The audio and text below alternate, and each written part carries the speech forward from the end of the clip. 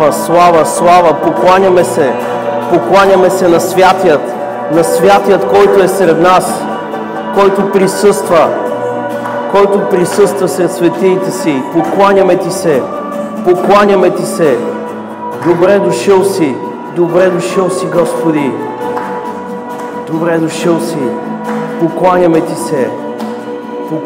ти се на вечно живеещия, на алфата и омегата, началото и края, причината за всичко, причината за видимото и невидимото.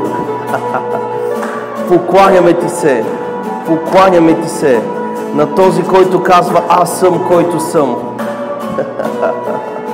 Слава, покланяме ти се. Holy. Покланяме ти се, Татко. Holy.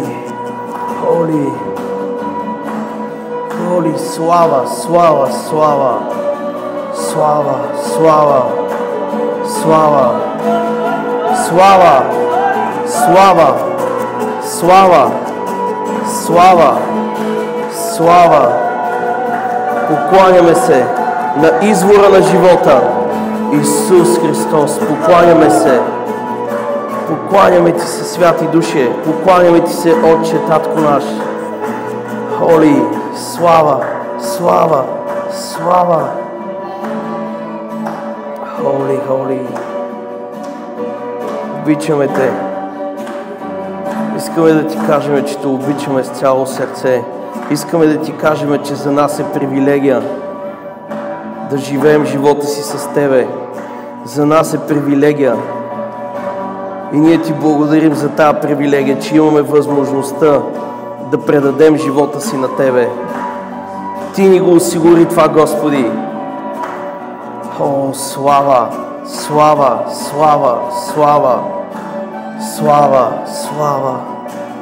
Благодарим ти за тази привилегия, че можем да предадем живота си на тебе. Измислил си начин, осигурил си път. Бог направи път там, където нямаше път. И пътя се нарича Исус. Исус каза: аз съм пътя. Аз ти благодаря, че имахме възможността да си предадем живота на тебе. И ние вече не сме свои си, ние сме твои. Слава. Не защото така ние сме решили, а защото такава е твоята воля. Защото ти толкова ни обикна, че изпрати Исус да направи път там, където нямаше път. О, слава! Ти си велик, Татко, покланяме ти се. Благодарим ти за радостта, която се ражда в нашите сърца поради твоето присъствие. Където Духът на Бога се приближава, където Духът на Бога има достъп, там има радост. Там има праведност, там има святост. Духът на Бога променя всяко място. Библията казва: пустинята ще обърне в плодородно поле. Пустинята в плодородно поле. Ако твоя живот е бил пустиня, слава! Бог ще го обърне в плодородно поле. Слава! Holy! Това си ти, Господи. Това е истината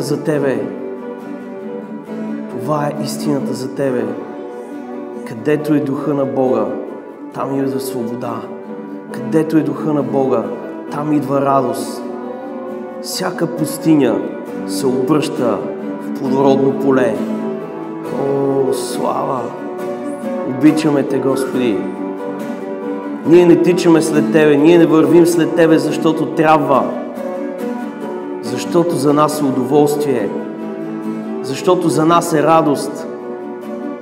О, слава! Няма друга радост по-голяма от това да бъдеш в присъствието на Бога. Не е измислена още такава радост. Никой няма и да измисли. Слава! Защото Твореца на радостта е Бог. Единствената истинска радост извира от Него. И Той казва: който е жаден, нека да дойде и да пие при мене. И реки от живот ще потекат от Него. Слава! Това сме ние, Господи. Всеки ден идващи при Тебе. Отново и отново, защото не ни стига. Слава! Привлечени сме от Тебе, Господи. Привлечени сме от истинския живот. От истинския живот. Слава! Велик си, Господи! Слава!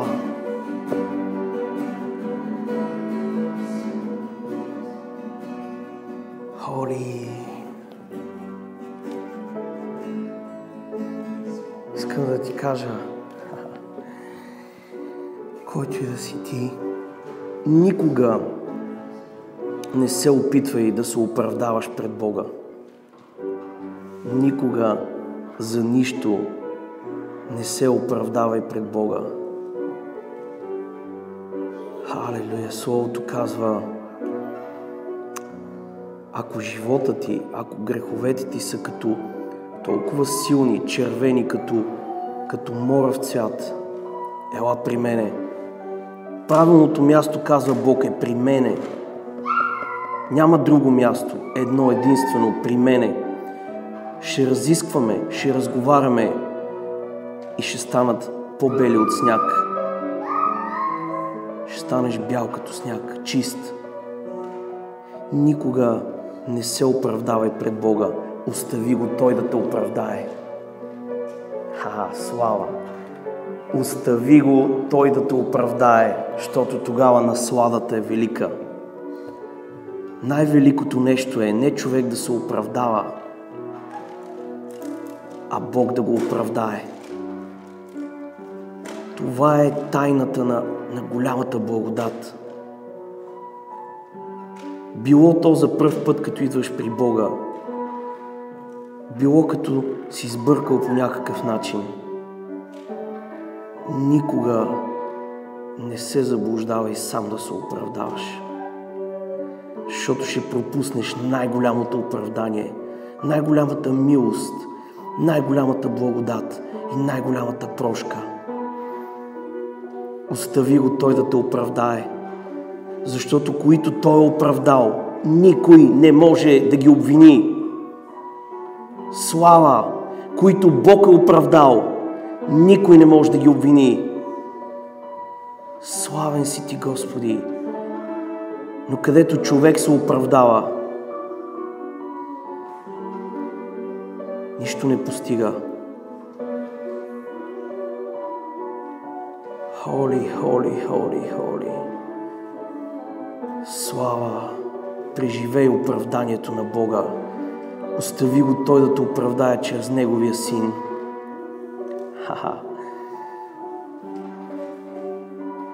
Ако Той те оправдае чрез Неговия Син, в когото сме положили вярата си, в когото си положил вярата си, ти си оправдан завинаги. Слава! Никой не може да те обвини.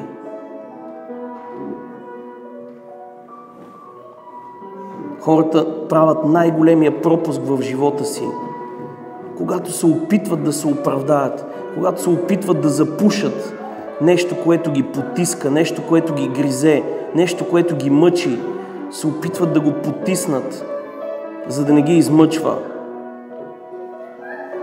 Обаче Бог ни дал великата, неограничена, невъобразима привилегия да отидеме при Него и чрез Неговия Син да бъдем оправдани не от себе си, не от земна институция, а да бъдем оправдани от Твореца на Вселената, от Твореца на видимото и невидимото.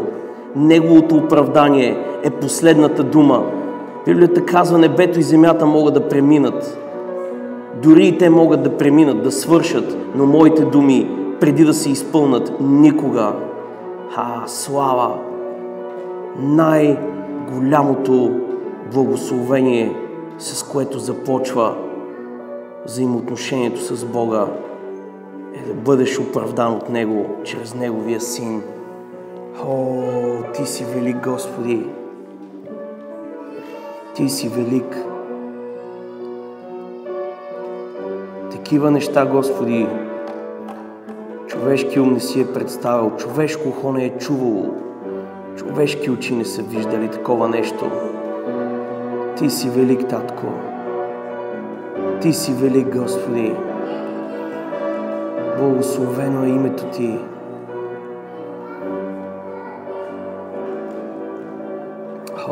Слава!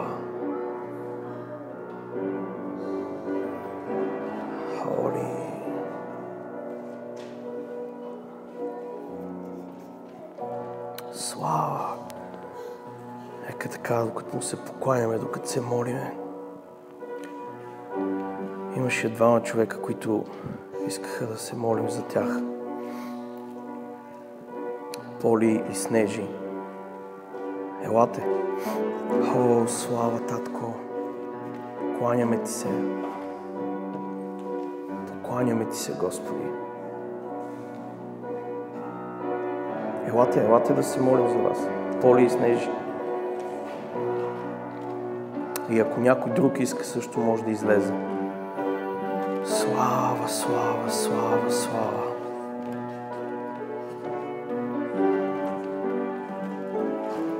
Холи. Господи, Татко, ние Ти благодариме за Снежи. Благодарим Ти за тия уникални неща, които извършва в живота и, Господи.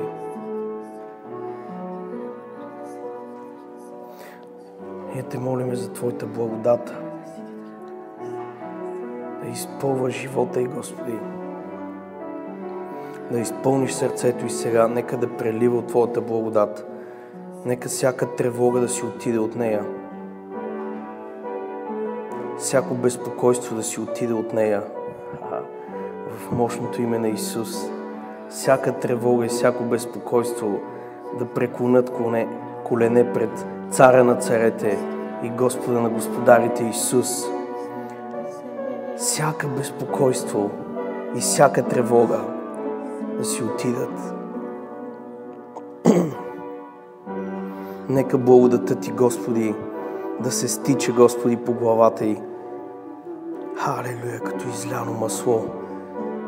Халелуя. Слава, слава, слава, слава. Изпълвя я с духа си, Господи. Изпълвя я. Нека всяко главоболие да си отиде.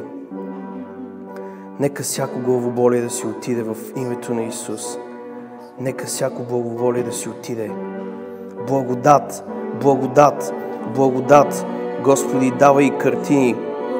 Давай разбиране, Господи, за Твоята сила, за Твоята мощ. Нека сърцето и мощно да се обляга на Тебе. Нека всяка тъмнина да си отиде в името на Исус. Нека благодатта Ти да прелива. Благодатта Ти да прелива, да прелива, да прелива, да прелива, да прелива, Господи. Нека чашата й да се прелива, Господи, всеки ден в името на Исус. В името на Исус. В името на Исус. В името на Исус. Слава! Слава! Слава! Слава! Халелуя! Благодаря Ти, Господи! Нека мирът Ти, Господи, да надминава, Господи, всяко човешко разбиране, всеки човешки лимит. Нека мирът Ти, Господи, да превъзхожда всяка нейна мисъл. Да владее, Господи, в нея. В името на Исус. В името на Исус. Слава! Слава! Нека и Пепи да зове. Господи, молим се за Поли. Ей, Господи, молим се за Поли, Господи. Тя е чула Твоя вик, тя е чула Твоя призив и е дошла, Господи, те последвала. Последвала те, Татко мой. Халелуя, дай дързост да стои, Господи, пред Твоя престол на благодата и да черпи още повече от Твоята благодат, за да може, Господи, да прескача лесно всяка трудност, Господи. Халелуя, нека силата й, Господи, да се поднови като на орлите, Господи, и да минава отгоре над всяка трудност, Господи. Нека трудностите по някой път дори да не ги забелязва. Халелуя, Ти, които ги забелязва, Господи, да прославя името Ти. Халелуя, Господи, слава! Аз знам, Господи, че Ти помагаш, издигаш я, да се издигне, Господи, на следващия левел. Там, където Твоят вятър духа по-силно и където по-лесно може да се издига нагоре. Слава! Нека Твоята благодат, Твоят мир да царува в нейния ум. И нека въпреки, Господи, че всичко е ново за нея, всичко е трудно за нея, нека благодата Ти, Господи, толкова много да царува в ума Ти, в душата й. Нека хваление, 24 часа хваление да има в нея, точно както в Давидовата скиня. Нека хвалението, Господи, да започне. Халелуя! Защото с хвалението се печелят битки. Слава! Слава! Слава! Служи фокуса и, Господи. Нека очите на сърцето и да не виждат толкова трудностите. Нека да виждат Царя на славата. Слава! Халелуя! Слава! Слава! Слава! Когато Господ каза да превземат Ерихон, Той ни каза: вървете и всеки ден гледайте колко е висока стената. Слава! Господ каза: вървете напред. Вървете напред и ковчега на завета да върви отпред, за да може да гледат славата на Бога. Славата на Бога. Те не гледаха настрани да мерят стените, гледаха напред, където е ковчега на завета. Където е завета, гледай завета, гледай взаимоотношенията, гледай славата му и ще паднат стените. Слава! Може би не първия ден, не втория ден, така или иначе до 7-я ден ще паднат. Слава! Слава! Слава! И след това казва Господ: влизай и завладявай.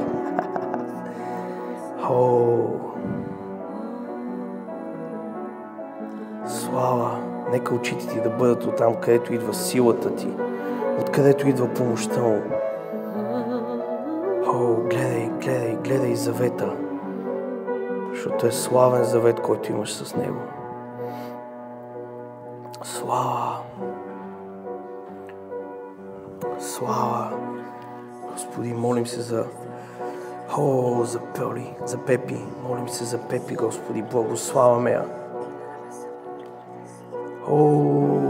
Господи, това жадно сърце, което толкова те търси, толкова купнее за Тебе.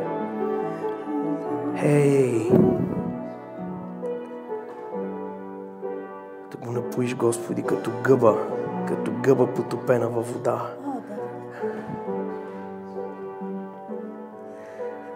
Нека Твоята светлина, Господи, да прониква в всяка клетка от нейното тяло.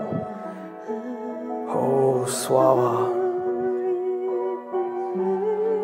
Слава! Господи, нека да издига ръцете си към Тебе. Ръце, които се чувстват свободни, развързани, свободни, за да може да приеме прегръдката на баща си. Ръце свободни, за да могат да приемат прегръдката. Слава! Остави всяко нещо, с което си заета. Исус каза: предайте ми всяка трудност, всяко бреме и аз ще ви дам моето, което е свобода, лекота, благодат. Остави всяко нещо, с което са ти заети ръцете. Изправи ги нагоре и приеми прегръдката от Твоя баща. Слава! Слава! Приеми прегръдката му. О, халелуя! Слава! Господи, аз знам, че Ти обичаш с цялото си сърце. И че Ти копнееш, Господи, за нея всеки ден. Слава! Аз знам, че това изцеление на главата, което тя има нужда, е нищо за Тебе. И Ти си го приготвил. И Ти си го приготвил още там на кръста, преди Пепи изобщо да бъде родена, преди нейния род изобщо да се появи на земята, преди да се появи изобщо земята, Господи. Ти си снабдил нейното изцеление там на кръста. О, слава! Но Ти си снабдил най-важното и най-велико нещо е прегръдката за своето дете. И аз знам, че в тая прегръдка се крие изцелението.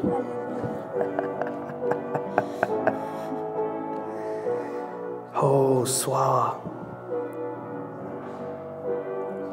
Пепи, представи си едно дете, което държи много неща в ръцете си и баща му иска да го прегърне.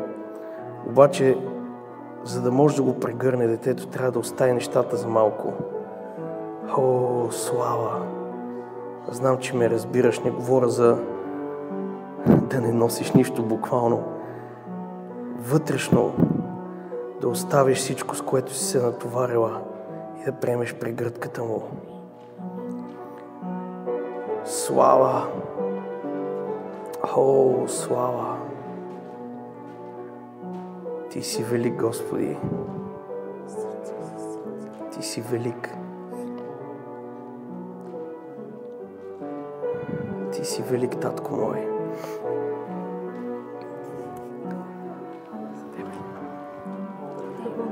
Да. Точно преди да ги извикаш, не знаеш, че ги извикаш. Точно преди да ги извикаш, дойде в мене това, даже и в пещерата си, аз пак ще осияя върху теб с цялата си светлина. Халелуя! Господи, аз се моля за Давидко. Ти искаш ли? Господи, той иска да бъде помазан от Тебе, Господи. Той копнее, Господи, и за Тебе да Те познава повече. И аз го благославям, Господи. Благославям го в Твоето име. Изпълвай го с духа си. Изпълвай го с мъдростта си. Изпълвай го с любовта си. Изпълвай го с радостта си, Господи. Нека Твоята любов да прелива. Нека сънища да го следват. Нека видения, Господи. Нека да Те познава със всеки изминал ден, Господи, повече и повече. Халелуя! Слава! Слава! Във всичко, каквото прави, да благоуспява, Господи. Бъде благословен при влизането си, при излизането си. О, нека духът Ти да почива върху него, Господи. Нека духът Ти да почива върху него. Нека чашата му да се прелива всеки ден от Твоята благодат. От Твоята благодат и милост. Нека чашата му да се прелива. Благославяме го. Благославяме го, Господи. Нека както името му Давид, нека, Господи, така да расте. Като този, който обича Бог и този, който е обичан от Бог. О, халелуя! Нека да има велики взаимоотношения с Тебе, Господи. Велики взаимоотношения с Тебе. Благославяме го, Господи.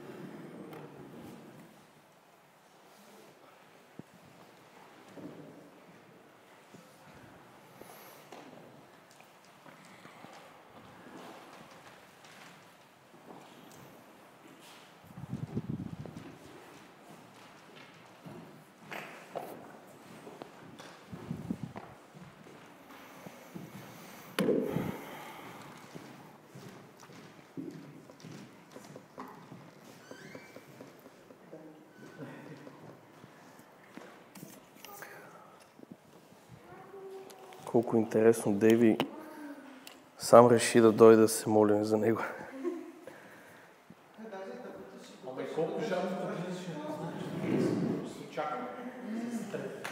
Колко интересно. Гледай. Вчера ми разказа един сън, Дейви, че сънувал преди един месец някъде. И си представя, че в съня мисли, че е бил на 9 години, с една годинка по-голям, и си е вървял в едно поле. И пред него излиза дявола, се явява. Да. Обаче в много голям образ и висок. И ми го описва с такива изострени очи назад, както ги рисуват. С червени и зелени очи. В смисъл, така, за едно дете доста страшничко. Пък те да знам, може да не е само за дете. И е вървял към него и Дейви е посочил с пръст и му казал: в името на Исус, махни се.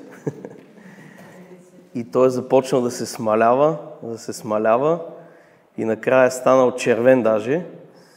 И станал мъничък и изчезнал. И това е бил съня му.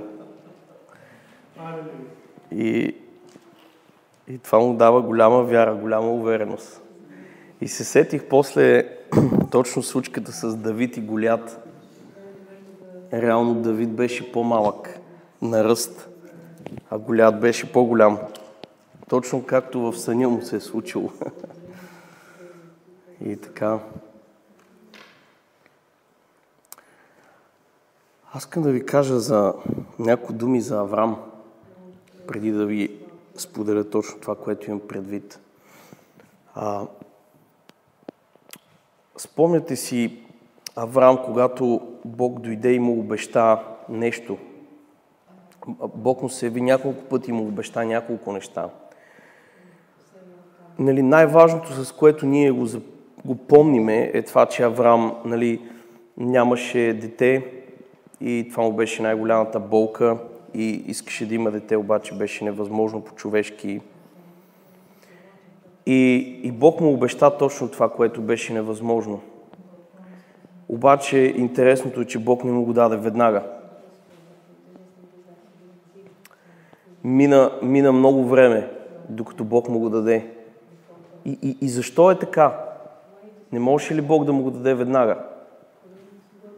Не е ли Бог достатъчно силен, мощен, не разполага ли с всичко необходимо? Създава цялата вселена все пак. Обаче Бог имаше по-голяма цел от това нещо. Казвам ви го, защото това важи всъщност и за нас. Бог работи по определен начин, по подобен начин. Може да не е точно същия, нали? Но по подобен начин и с нас. През това време, докато Аврам чакаше, Бог тренираше вярата му. Бог се явяваше, говореше му. През нощта му показваше звездите и го караше, ако може да ги брои. През деня му показваше пясъка и му казваше, ако може да преброи пясъка. И през това време Бог тренираше вярата му, защото целта не беше просто да получи Авраам нещо. Както Божията цел не е просто ние да получим неща в живота си. Не е просто каквото имаме нужда, дай ни го, естествено някой път веднага, Бог ни го дава. Друг път не точно веднага. Но Божията цел е не просто каквото си поискаме веднага да вали като дъжд отгоре, а Неговата цел е да изгражда нашата вяра. Защото вярата, това е най-ценното и уникално нещо, което се развива. Това чрез вярата де-факто са нашите взаимоотношения с Бога. И Бог забави това нещо известен период от време, това обещание, защото тренираше вярата му. Показваше му непрекъснато неща, караше го да мисли, караше го дори да мечтае, Виж звездите, представи си, толкова ще бъде твоето потомство и така нататък. Искам да кажа, че когато Бог прави такива неща с вас, когато ви показва неща и ви говори за неща, които ви обещал и се бави, не го считайте като нещо, че има някакъв проблем всеки път. Сега ще разгледаме и този случай тук от Стария Завет, много уникален случай, в който Бог имаше много уникална цел. Тя няма как да не е, що ме идва от Бога. Но това с Авраам беше, Бог развиваше неговите мечти и вярата, защото вярата е нещо повече от това да мечтаеш. Много хора могат да мечтаят и да си останат само от мечтите.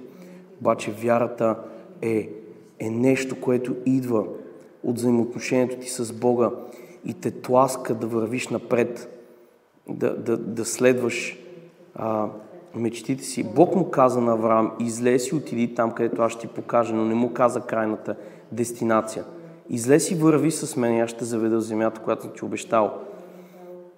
И де-факто Авраам, ако само си мечтаеше, ще да си стои там и да си мечтае, но Авраам едно, че си мечтаеше, едно, че вярваше, което е много повече от това и тръгне и последва Бога. Когато Бог му показваше звездите, пясъка, Божията цел беше просто да изгради вяра в него, да се довери на Създателя на небето и на земята. И Библията казва, че вярата де-факто оправда Авраам. Вярата донесе правилни взаимоотношения между Бог и Авраам. Вярата му, това, че той се довери на Бога, че той вървеше в този тренинг, в това трениране, в това изграждане на вярата.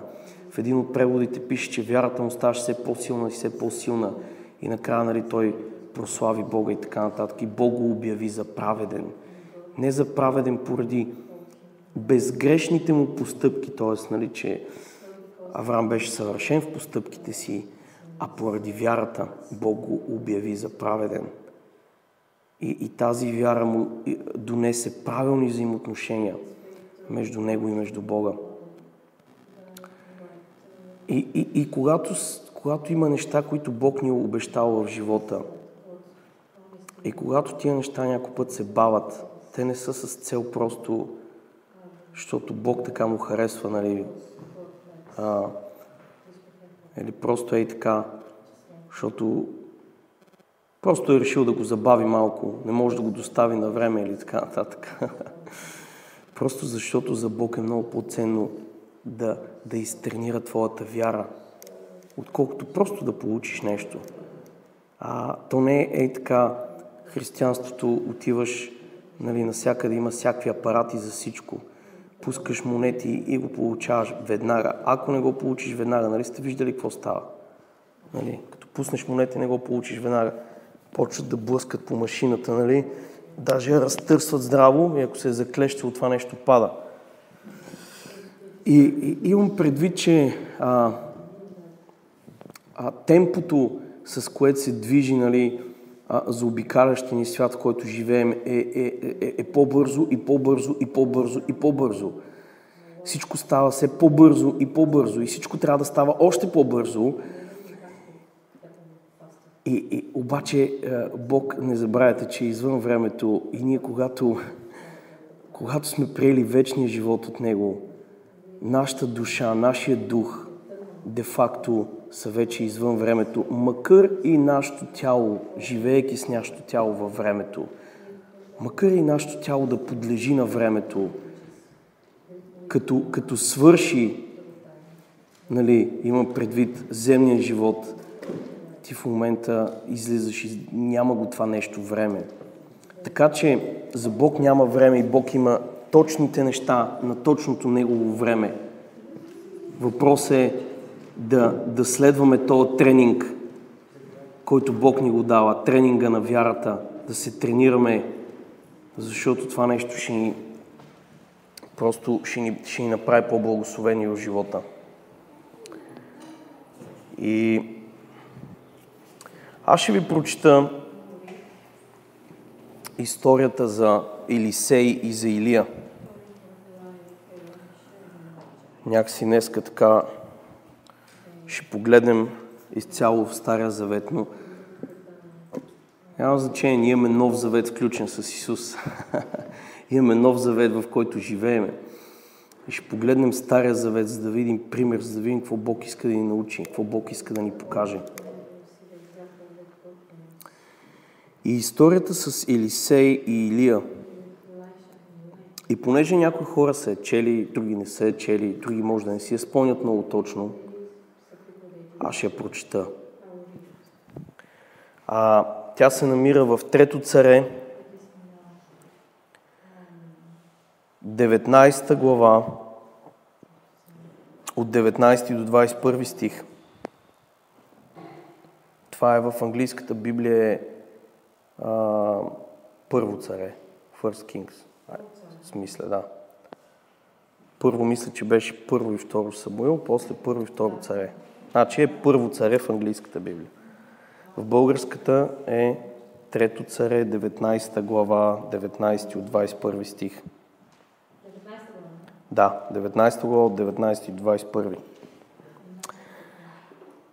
21. Историята преди това е само да кажа с 2 думи, защото не съм го извадил цялото, да не е много дълго.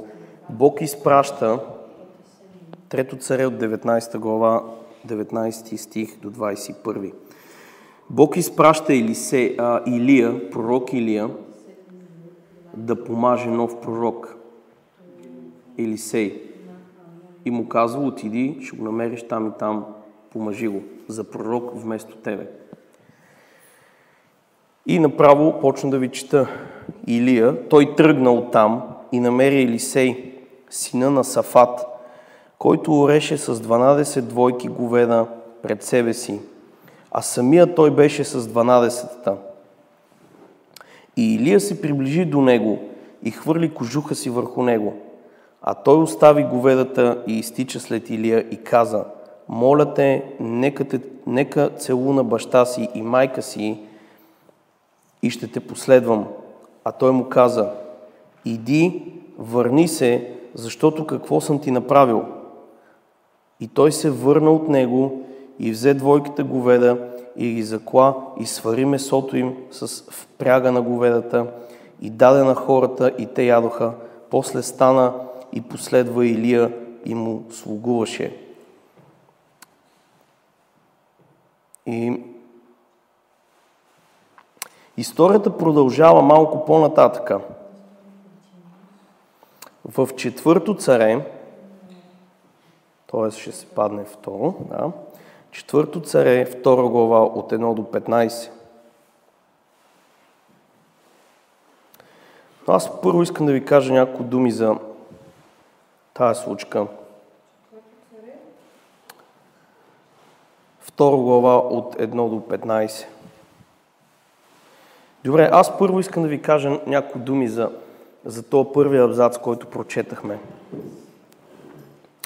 Върви Илия и среща Елисей. Пророците тогава бяха облечени обикновено в кожуси, такива естествени кожуши, не от екоматериали. И това беше някакво като отличителна черта на пророците. Ако се сеща, Йоан Кръстител също беше облечен с кожуха. Но това е друга тема. Защо, как и така нататък. И вървейки Илия, де-факто, Илия беше тогава в момента пророка, който Бог беше поставил на цял Израел. И той предаваше думите на Бога към всеки един в Израел. Към царя и така нататък. Старейшини и така нататък. И наближава и вижда Елисей. Де-факто Елисей се казва, че ореше, обработваше земя с 12 двойки, волове, а той самият беше с 12-та, последната.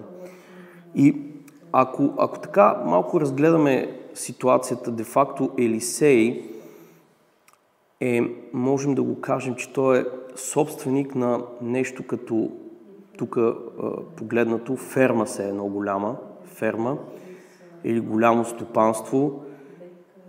Примерно тук виждате 12 двойки и волове, примерно в днешни дни това може да е еквивалента на 12 трактора, които обработват земя. Това не е малко, В смисъл, Елисей явно произлиза от доста заможно семейство. И виждаме как тук с хората, които работят за семейството му, толкова много хора обработват земята. В смисъл това малко така да видим Елисей откъде излиза. И какво се случва де-факто? Бог изпраща пророк Илия да помаже Елисей за пророк, за следващия пророк на Израел. Елисей най-вероятно не го знае това нещо и той си работи, върши си работата, приближава се Илия, хвърля кожуха си върху него, което е просто специфичното, символа на пророка. Хвърля кожуха си върху него.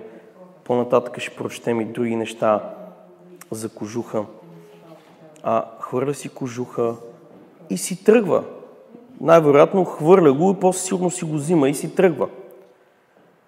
Нищо не му е казал. Виж сега, ела да ти кажа каква е Божията воля за живота ти. Ела да ти обясна какво трябва да правиш. Вземи си лист химикалка да си запишеш хубаво и внимавай как ще го изпълняваш. Просто му хвърля му кожуха и най-вероятно си го взима, предполагам, от текста и си тръгва. Какво се случва с Елисей? С Елисей нещо става. Нещо му става. Изведнъж започва да тича след пророка и му каза: моля ти се, нека само да целуна майка си, баща си и тръгвам след тебе. Но как? Чакай бе, човек, аз казал ли съм ти нещо? Не съм ти казал нищо. Иди си, нищо не съм ти казал.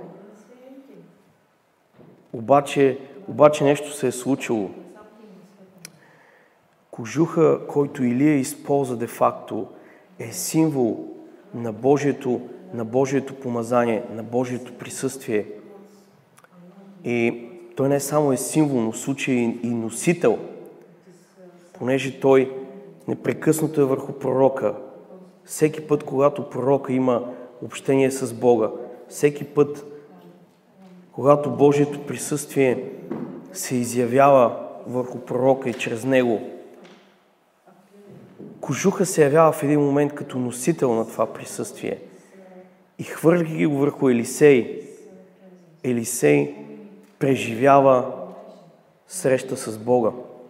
Той преживява Божието присъствие. Нещо се случва и Илия не му казва нито една дума. Нито една дума. Просто това си е между Елисей и между Бога.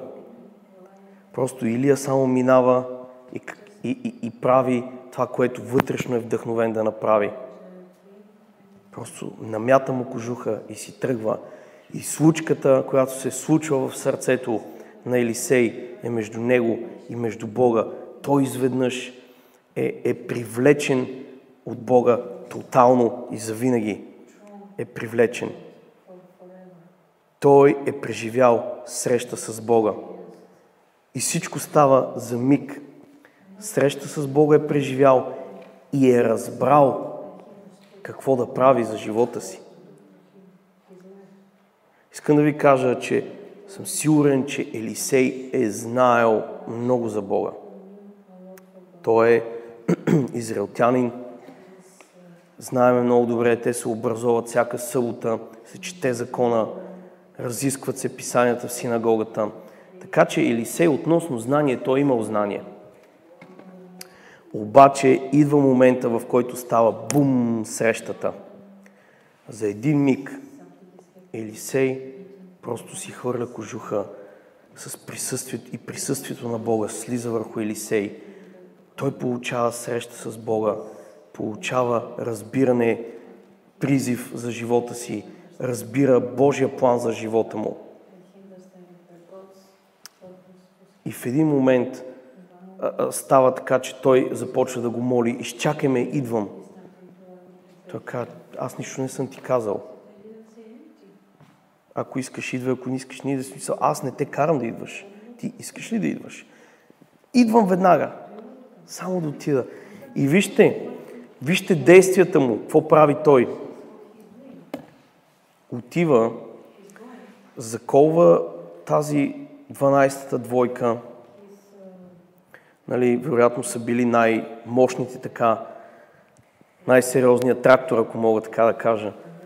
Заколва ги и с тази дървената част на ралото, с която оре, запалва огън, изпича ги, нали, там нахранва хората и с този акт на действие той заявява и потвърждава своето решение, че е решил да следва Бога по начин, по който Бог му се е открил, по начин, по който Бог го призовава да го следва. И той тръгва след Елисей. И вижте, Елисей не му казва: виж, направи така и тръгни и ме следвай. И Елисей да започне да мисли: чакай сега да видиме. Взема да заколя единия само. Те сега двата, те струват теди колко си. Това по-добре единия ще заколя, той ще стигне, нали? Дай ми 3 дена, ми кажи къде ще бъдеш и аз ще дойда. Няма, той просто му отива, хвърля му кожуха и си тръгва. Елисей с всички действия, които прави, той потвърждава неговия отклик вътрешен на сърцето да следва Бога. И аз ще ви прочета следващия абзац, който е като надграждане на цялото нещо. 4 Царе 2 от 1 до 15.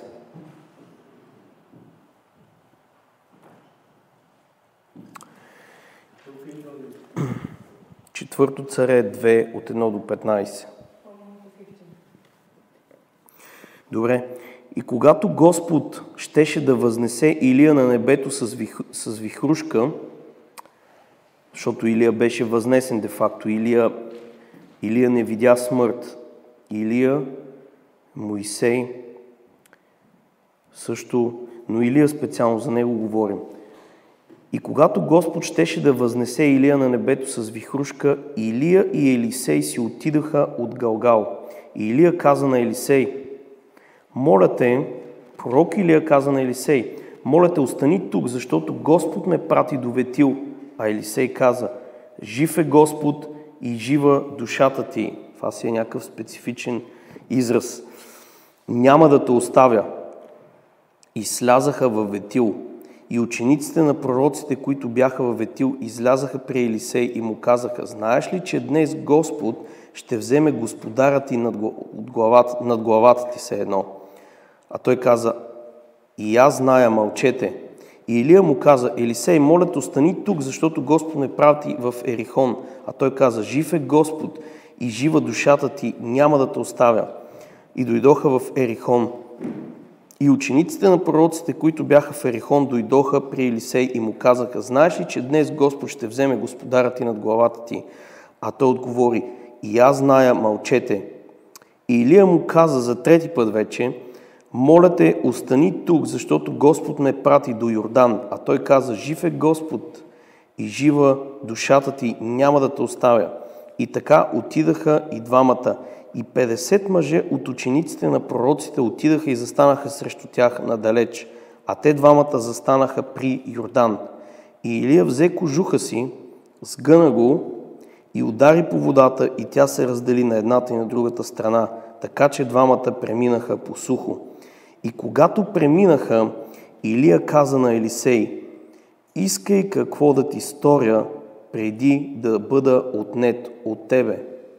Вижте, искай какво да ти сторя, преди да бъда отнет от тебе. И Елисей каза: моля те, нека бъде на мен двоен дял от духа ти. А той каза: трудно нещо поиска от мене, трудно нещо поиска ти. Ако ме видиш, когато бъда отнет от тебе, ще ти бъде дадено, а ако не, няма да ти бъде дадено. И докато те още вървяха и разговаряха, като вървяха, ето огнена колесница и огнени коне, които ги разделиха един от друг, и Илия се възнесе с вихрушка на небето, а Елисей видя и извика: отче мой, колесница Израилева и конница негова. И повече не го видя, и хвана дрехите си и ги разкъса на две части, и вдигна кожуха на Илия, който падна от него. Върна се и застана на брега на Йордан. И взе кожуха на Илия, който падна от него, удари водата и каза: къде е Господ Бог на Илия? И удари водата, и тя се раздели на едната и на другата страна, и Елисей премина. И когато учениците на пророците, които бяха отсреща в Ерихон, го видяха, казаха: духът на Илия почива на Елисей, и дойдоха да го посрещнат и му се поклониха до земята. Това е другата част от историята. Надявам се да не сте я изпуснали, защото е малко дългичко за четене, но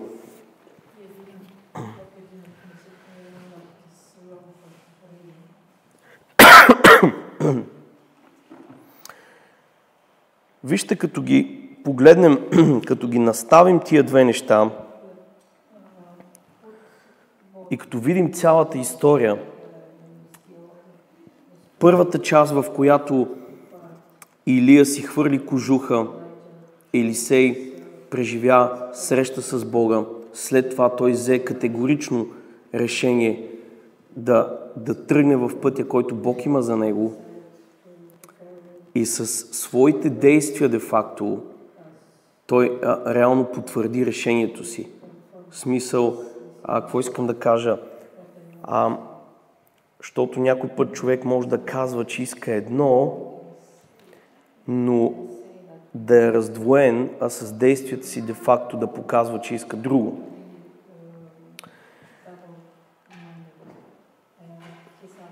Решението, което той взе, и срещата, която той имаше с Бога, бяха толкова силни, дори, както ви казах, нямаше думи между тях. И той категорично каза: вау! Ле, ако това е Бог, край, чакай ме, вика, идвам след те. Той казва: нищо не съм ти казал, бе, къде си тръгнал? Не, аз знам къде отивам. Представяте ли си какво се е случило, за да изтича, да го последва, да направи това нещо там с воловете? Той не го е направил, защото някой му го е казал, защото някой го е заставил, защото той се е докоснал и се е срещнал с Създателя на Вселената. Бум! Изявеното присъствие на Бога. И си казва: край, аз съм с тебе. Аз решавам да вървя след тебе. Искам да позная твоя Бог. Искам да вляза в съдбата на този Бог. Той да стане мой Бог и да вляза в неговата съдба за моя живот. И той беше недвусмислен в това нещо. Беше непоклатим в решението си. И като четем останалата част от историята, виждаме колко интересно, значи, Бог някой път чрез такива елементарни случки може да закодира невероятно послание, което, разкривайки това послание на теб и на мен, това може да те направи просто не да се влачиш, а да подлитваш така, да кажем. И вижте, дори Бог го тества чрез Илия и му каза 3 пъти. Му каза, аз отивам, първо му каза до там Галгал ли, къде беше. Отивам, вика, ти остани тук и ме изчакай. Не. Аз от тебе не се отделям. Аз от тебе не се отделям, защото вкусих. И Словото казва, опитайте, вкусете и опитайте колко благ е Господ. Тествайте го колко е благ. Аз съм го вкусил преди години. Има чувство, че може би беше нещо като същото между Елисей и Илия. Нямаше кожух, не съм морал, нали, такива неща, но в духовен смисъл си виках, вау, леле, ако това е Бог, край. Край. И просто той го тестваше 3 пъти. 2 път до Ерихон, 3 път до Йордан. Я остани тук, аз имам да свърша работа. Не, от тебе не се отделям. Той му беше като слуга, слугуваше му. Той му беше като ученик, обаче за да се учи от него, той трябваше да го следва навсякъде. И да му бъде като слуга, да се смири, да се покори пред него, за да може колкото може повече и повече да поеме и да изсмуче, нали, от него за Бога. Защото той се докосна веднъж, искаше повече и повече. И си го е мечтал явно това нещо да ви кажа. Явно му е дошло на ум още от първия път, че иска двоен дял. Обаче си го е пазил в тайна и си го чудил как да му го съобщи тази новина. Не да каже наполовина, да каже, айде наполовина на твоята мярка. Не да каже, айде колкото твоята мярка. Той направо двойна мярка. Дали някакси не се е чувствал удобно и се е чудил как да му го каже през цялото време, защото като ме чуе, направо ще каже, че не съм добре. И го е следвал. И Бог изпитваше новия пророк на Израел. Бог тестваше новия пророк на Израел. И той го направи чрез Илия, но Бог го тестваше и му каза, 3 пъти му каза, остани там, отдели се за известно време от мене. Бъди известно време. За ден, за 2, за 3, бъди отделно. Така, не, аз няма да се отделя до тебе. Аз знам. Аз познах вече, аз се докоснах, аз няма да се отделя от тебе. 3 пъти го тества. Вижте, това беше тест. Елисей наистина ли иска това, което иска? Елисей наистина ли иска това, което иска? И вижте, Бог познаваше Елисей и за това го помаза. Но все пак Бог даде възможност на Елисей да потвърди избора си. Ние в нашия живот имаме случки, имаме моменти, в които ние имаме тая възможност да потвърдиме нашия избор. Бог допуска определени ситуации, в които ние може да потвърдиме нашия избор. Наистина ли искаме това, което Бог... Защото вижте, има подобни неща се случват със всеки един от нас. Може би не точно същите. И няма как да са същите, защото ние сме различни, ние сме уникални. Бог не ни е направил на матрицата, на някоя китайска матрица, да е направил 6-8 милиарда копия и само да им е сложил баркод, за да може да ги различава. Както външно сме различни, още повече вътрешно сме уникални. И така, че ситуациите може да са подобни, но са си уникални и все пак си имат своята разлика. И Бог както тестваше Елисей, и както всеки път му задаваше все едно с ситуацията му задаваше въпроса, ти наистина ли искаш моята съдба, която имам за тебе? Ти наистина ли искаш? Покажи ми, искаш ли? Така се случва. Бог обещал нещо в живота ни. Бог Дори някой път, може би не с думи, а го е вложил във всеки един от нас, защото ние сме като някакъв съд, очистен и избран от Бога и Бог поставя свои неща там. Бог поставя знание, разбиране, копнежи, мечти, вяра, ако щеш мисли, образи, картини. И ние затова се наричаме Негови, защото сме му позволили да поставя своите неща вътре в нас. И когато Бог поставя неща, обещания за нашия живот, де-факто има моменти, в които така ти наистина ли ги искаш? Наистина ли ги искаш? Може да имаш 1, 2, 3, 5 случая, в които ти окей, твоите думи са твои думи, те са хубави думи, но когато думите се потвърдат от действията, тогава ти си в някакво единство. Ти целия заявяваш на Бога да. Но когато де-факто твоите думи казват да, в един момент действията ти казват нещо друго, Библията казва, че такъв човек е раздвоен и не е сигурен какво иска. И не, че Бог е решил просто така на инат да лимитира на такъв човек, но ако човек не знае какво иска, е много трудно да получи. И затова Бог де-факто с тия 3 случки, той го пита, ти наистина ли го искаш? Или сей веднъж заяви, че го иска, като каза, аз ще последвам, изчакай ме. След това го заяви с делата си и след това 3 пъти го заяви с делата си.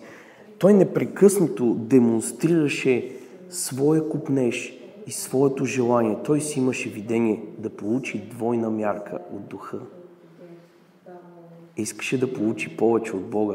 Искаше да получи повече, отколкото е получил. Искаше да го познае повече. Искаше не само да чуе, искаше да преживее повече неща с Бога. Искаше да живее с Бога, да преживява с Бога. И Бог му каза, ти наистина ли го искаш това, което си го мечтаеш, тази двойна мяра?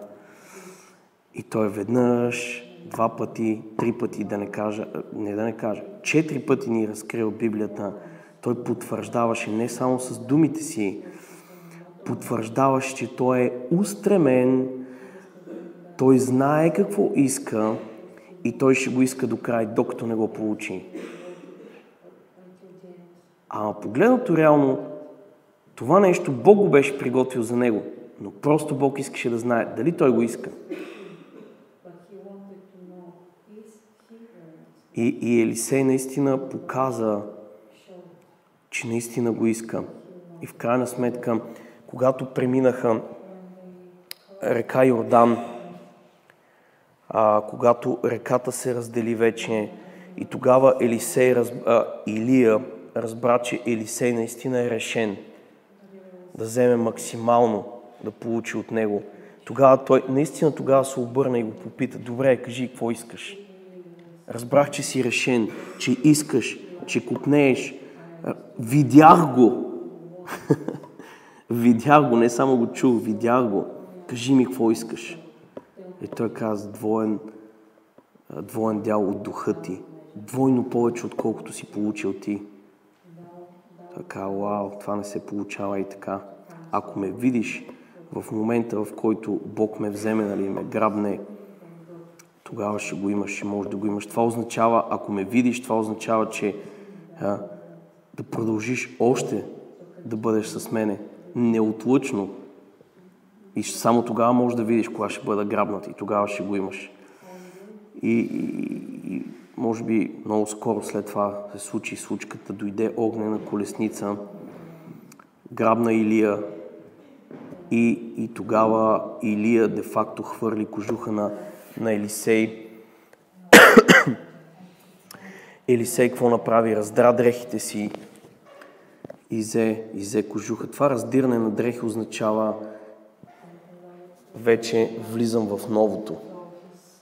Старото свърши, влизам в новото. Удари с кожуха И това беше потвърждение, че той го е получил в крайна сметка. После най-вероятно го е наметнал кожуха и той носеше този кожух, който е символ на Божия човек, на изявеното присъствие на Бога.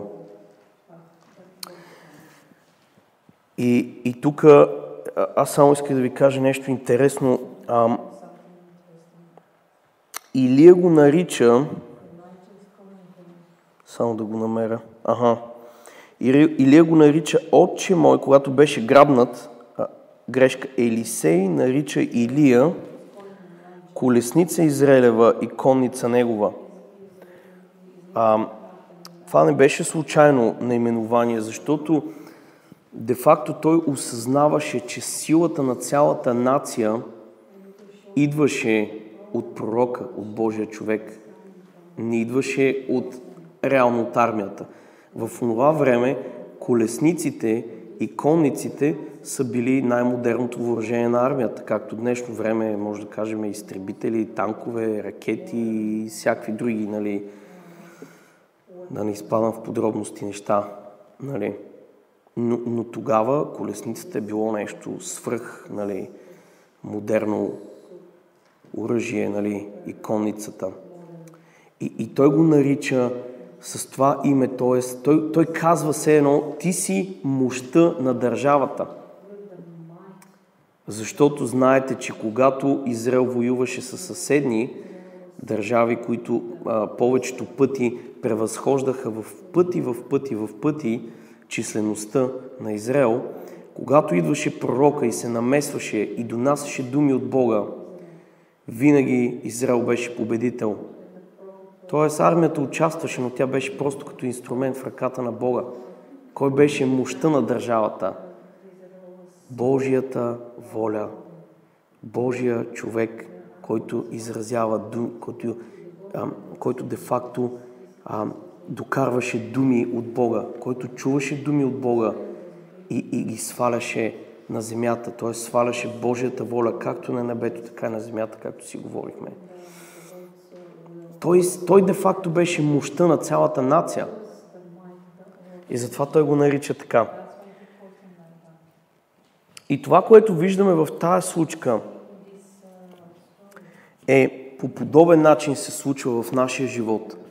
Искам да ви кажа. Мощта, нашата мощ в живота е де-факто посланието, идващо от Бога. И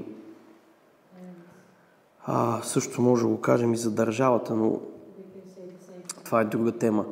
И Бог винаги ще иска да те попита. Бог винаги ще иска да разбере, ти наистина ли искаш нещата, които Той ти обещал.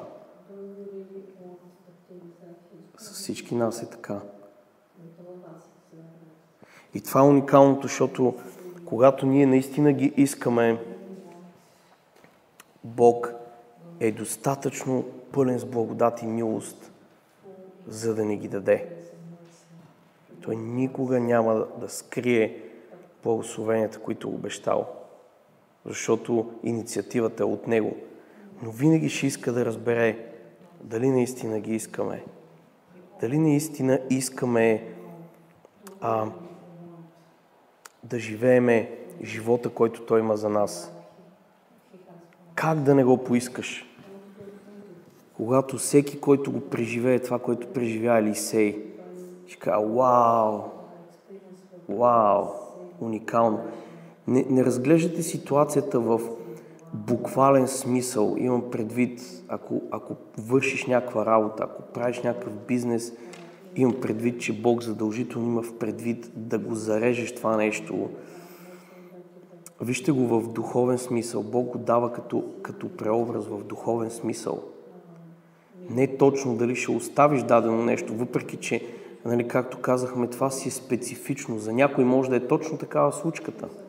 За друг може да не е такава. За друг може да е дали си в работа, в различен вид работа, дали ще го последваш по начин, по който Бог има за тебе. И в момента, в който ти си единодушен със себе си, знаеш какво искаш, бъди готов и приготвен да го получиш. Двойно, тройно, колкото искаш.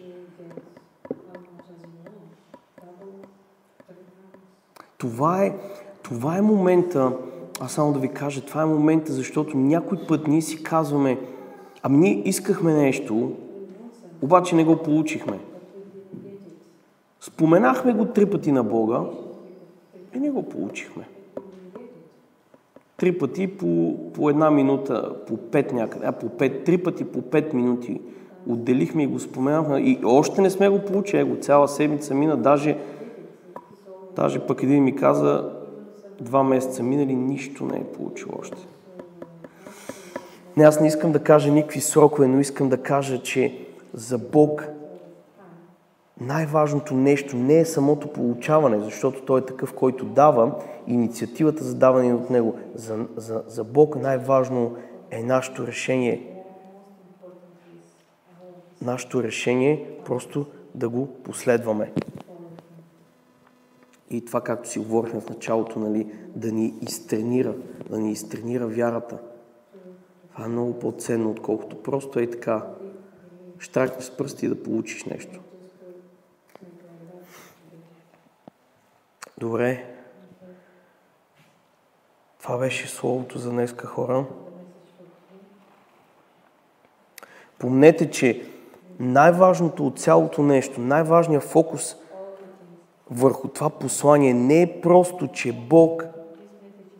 Бог те проверява дали го искаш. Да, това е много важно, но копнежа зависи също и от това ти срещнал ли си с Него, имал ли си така контакт с Него, защото ако си имал, ти ще тичаш и ще го искаш, ти ще знаеш какво искаш.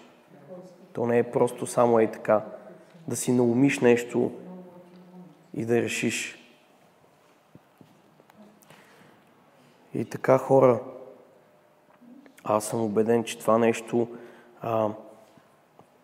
нещо ни донася благословение, защото ни помага да се концентрираме и да знаем и да не се размотаваме и да знаем да сме целенасочени и устремени в желанията си, в копнежите си, да си проверим това, което Бог е вложил в нас и да не си казваме, Бог го е вложил, Той ще си го направи, аз ще хода някъде, ще почивам докато всичко стане. Не просто от тебе се изисква да видиш дали наистина го искаш и просто ако се явят случаи, в които ти да му покажеш, че го искаш, просто да му го покажеш. И така. Затова някои хора получават, други не получават. Не защото Бог обича едните по-малко от другите. Бог има целенасочена, устремена, неколеблива любов към всеки един от нас. Просто Бог не се колебае изобщо. Но въпросът е дали ние сме на среща със същото наше решение да му кажем, окей, аз също не се колебая, защото Елисей каза, тръгвам направо. В смисъл, Елисей направо се срещна с него и откликна със същото нещо. И стана един тим между Елисей и Бога. Бог му трябваше някой, с който да работи в тим. И Елисей извърши, той поиска двойна мяра от духа на Илия и извърши двойно повече чудеса. И просто постави цялата нация Израел на друго ниво. И така, това има пряко отношение към живота ни. Добре, това беше като свършим, който има дарение, с което да се поклони на Бога, може да го пусне в кутията. Аз само да ви кажа, един човек ми каза, няма да казвам кой е, чел едно слово, което е много хубаво, много дълбоко слово, което Бог казва, нали, дайте, ще го префразирам, от Малахия, което Бог казва, нали, донесете това, което имате за мен, един вид, което сте приготвили за Бога, донесете го в Божия дом, нали, в днешно време, в църквата, донесете го И тогава ме опитайте дали няма да излея, нали, небесните отвори да такова. Чел това слово и много късно през нощта или рано сутринта бил изпълнен с вяра и веднага направил дарението си го пуснал с банков трансфер, нали, в сметката на църквата. Искам да кажа, че, нали, не значи, че всяко инцидентно даване, нали, е израз на вяра, но това е някакси много интересен момент. Нали. Човека е чел нещо, видял е, получил е вяра от Бога, защото даването е взаимоотношение между Бога и между човека и е основано винаги на вяра, нали, взаимоотношението